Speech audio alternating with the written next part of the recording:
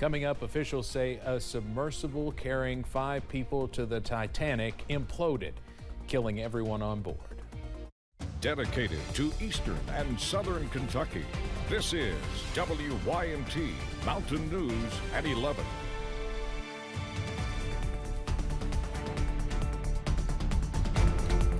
Good evening, I'm Steve Hensley. The U.S. Coast Guard announced that all 5 passengers aboard the missing submersible were killed when it imploded. The cause of the implosion is still unknown. The Coast Guard said 5 major pieces of the vessel have been found, but it's not clear if recovery of the bodies will ever be possible. CBS's Laura Hafley reports from Boston. The U.S. Coast Guard delivered the grim news that all 5 people aboard the Titan were killed when the submersible imploded in the North Atlantic Ocean near the wreckage of the Titanic. This morning, an ROV, or remote operated vehicle, from the vessel Horizon Arctic discovered the tail cone of the Titan submersible approximately 1,600 feet from the bow of the Titanic on the seafloor. The Coast Guard says more debris was later found. The debris is consistent with the catastrophic loss of the pressure chamber. On board were OceanGate Expeditions founder and CEO Stockton Rush, who piloted the trip. His passengers were billionaire adventurer Hamish Harding, Pakistani businessman Shahzada Dawood, his 19-year-old son Suleiman, and French explorer Paul-Henri Nargeolet. In a statement, the company called the men true explorers and said, "Our hearts are with these 5 souls and every member of their families during this tragic time." OceanGate began conducting annual voyages more than 12,000 feet below sea level to visit the Titanic back in 2021. The problem at these depths, where we're talking pressures of nearly 6,000 pounds per square inch, is that when something goes wrong, it goes cataclysmically wrong. OceanGate has faced criticism from experts in the submersible industry. In 2018, a group wrote a letter to the company warning of possible catastrophic problems. Laura Hafley, CBS News, Boston. A U.S. Navy official tells CBS News that the Navy detected an acoustic anomaly consistent with an implosion shortly after the Titan lost contact with the surface. This official said the information was relayed to the Coast Guard team, which used it to narrow the radius of the search area.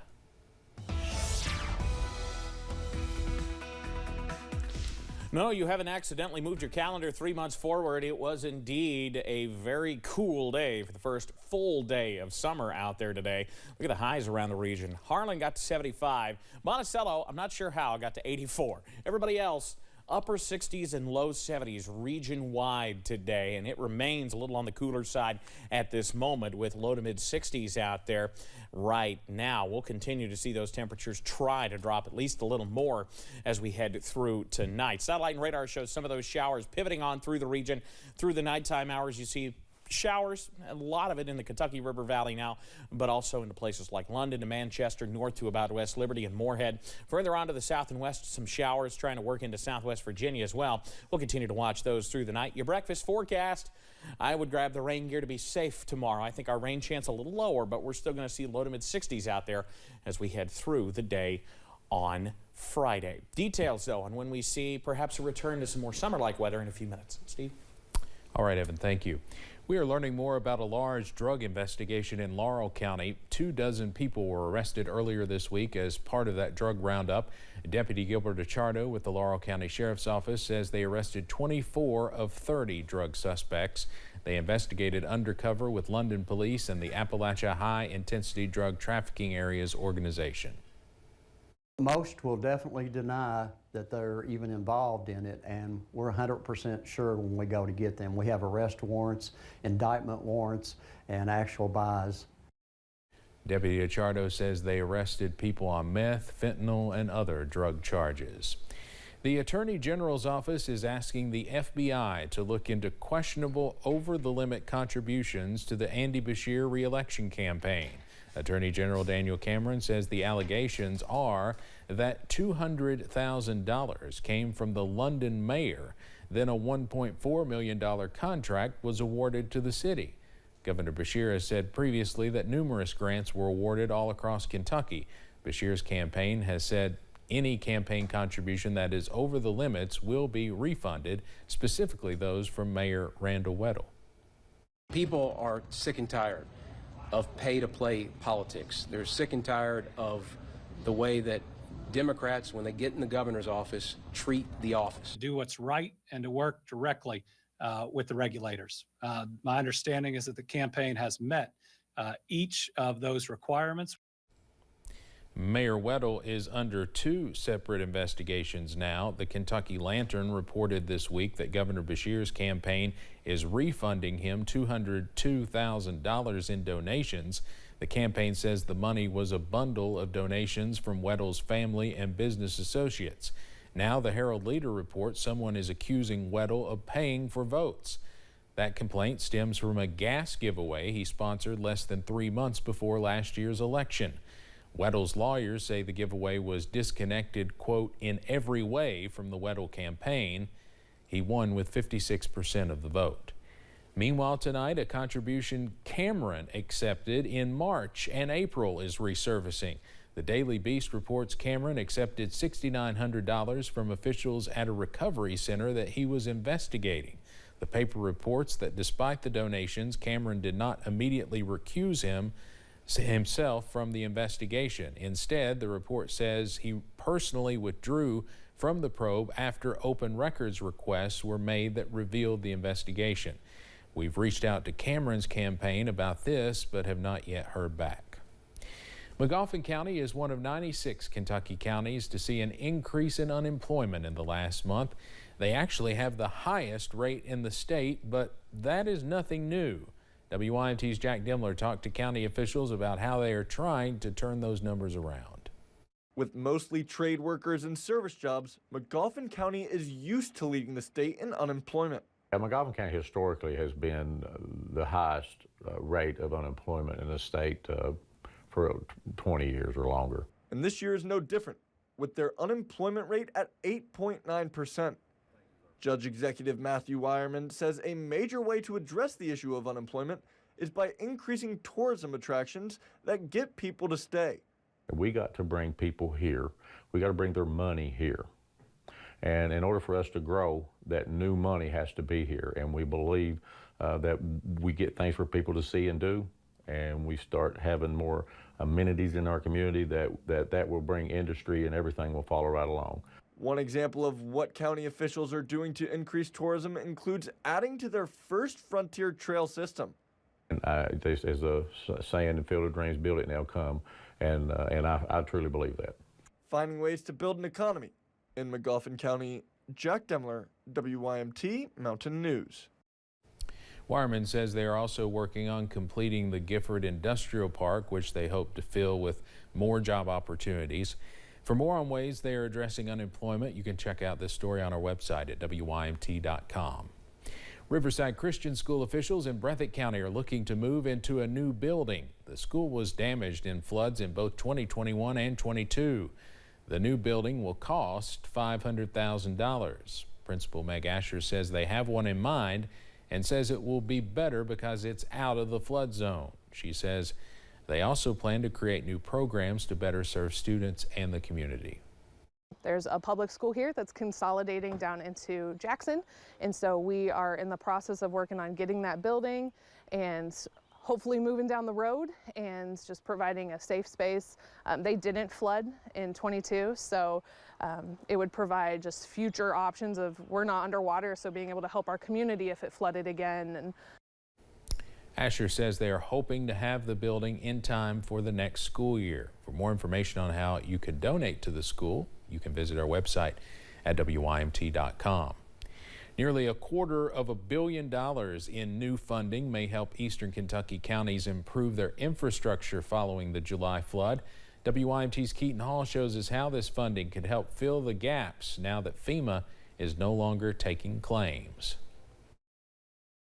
Immediately after the July floods, most repairs were focused on restoring necessities. During the disaster, about all the entities were trying to get the main stuff back, which was water, and electricity. Hazard City Manager Tony Eversole says as they were working to get the basics back, other needs went unnoticed. You know, a lot of our sewer lines run along the riverbank. And of course, when the flood was up, you know, it took a long time for it to go down. And then still for a while, you know, you didn't know what was missing. And even as the FEMA request deadline passed, the need for repairs didn't stop. When you've got 2 or 3 people that actually has to work with FEMA and go out and help them spot the projects, then, you know, you get overwhelmed. And that's what happened to all of us. Now, Governor Andy Beshear and the USDA have announced that hundreds of millions of dollars in funding will be available to counties impacted by the July 2022 floods. Basically what it's doing is trying to help everybody that missed stuff to get into the FEMA guidelines to be able to fix that stuff. Eversole says he's grateful for the funding to help with necessary repairs. With the governor offering to step in and help us and help us catch up on the stuff that we just completely missed, yeah, that'll be a big blessing. Eversole says they've requested funding to repair parts of the sewer system and roads damaged by landslides. In Hazard, Keaton Hall, WYMT Mountain News. The window for counties to request funding opened today and will be open for 60 days. Governor Beshear, Congressman Hal Rogers, and Senator Mitch McConnell all announced more than $21 million in federal funding for the Panbo Lake Corridor project in Breathitt County today.